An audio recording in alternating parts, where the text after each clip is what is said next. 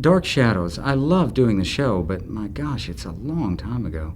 I can remember that I never looked at the teleprompter. I remember I cut up a lot.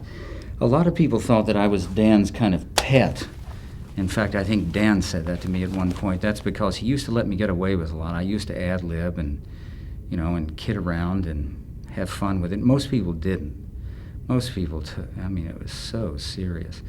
And I used to do things that would bother other actors, like Dr. Lang never knew his lines, okay? And he would put a tape on you or a little thing where his lines were, okay? Over on a desk, you'd have a line. And let's say that my shoulder was just off camera, this shoulder over here, which is just off camera, okay? Now, you can't see it, okay? But when he would be ready for his line, and it would be on my shoulder, and I would say, Dr. Lang, I've got the arm. It's at the cemetery, and all we have to do is go get it. And then his line would come up, and I would go, but tell me, Dr. Lang, you've got to let me know, what is it we do next? And he would be going, it was so great, and he was going, listen, Jeff. Listen, Jeff. And then finally he would just, I would do stuff like this. I had a lot of fun with it. I started out, when I first started doing the show, I was in a play off Broadway called MacBird, a political play that Stacy Keach played MacBird. I saw it. Yes. Well, Bill Devane played Bobby. And we opened two companies. I opened in Boston, and he was in New York. And so that for a year, I never talked any other way but that. And that's what I was doing when Dan Fist saw me. And of course, he thought I stuttered and was from Boston, but But he cast me right away. And I had that first day paralysis of doing a soap opera. And I remember there are highlights. I was married to Jacqueline Smith for a long time, and when we first met, we met on an interview, and I knew that they were going to replace Alexandra Mulkey. So it was my entree to Jacqueline Smith, who was just a girl, there on an interview in New York, and a really pretty girl, and I said, excuse me, you would be great for the part of Victoria Winters. And she went, really? You're kidding? And that was my first conversation with her. She wouldn't do it. I remember Dan saw her, called me up and said, this girl, she's gorgeous. She can do it if she can walk and talk. Who cares? And then she wouldn't do it. And we went through a series of Alexandra Moltke replacements. When people used to ask me what I wanted to be when I grew up, I would think about it, and I would say immortal, would be, because after all, what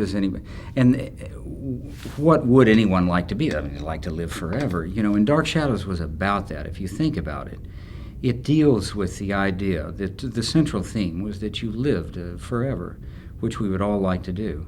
There's a great line. A friend of mine named Hampton Fancher wrote a little screenplay for, it was a novella called Do Androids Love Electric Sheep? And they turned it into a movie called Blade Runner. And I don't think Hampton really got any money out of this. And I thought Blade Runner was terrific. But the last line in Blade Runner that Harrison Ford says is, he loves this android, this girl who is really a robot. And he says, she was really just like us.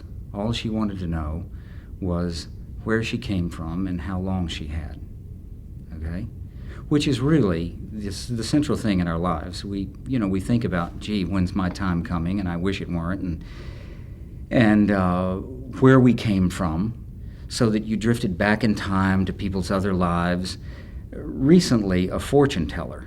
I take my 14-year-old and her pal, who is also 14, to a fortune teller. We're out in Los Angeles. In the afternoon, we'd gone to the farmer's market to eat, and we go to see this fortune teller.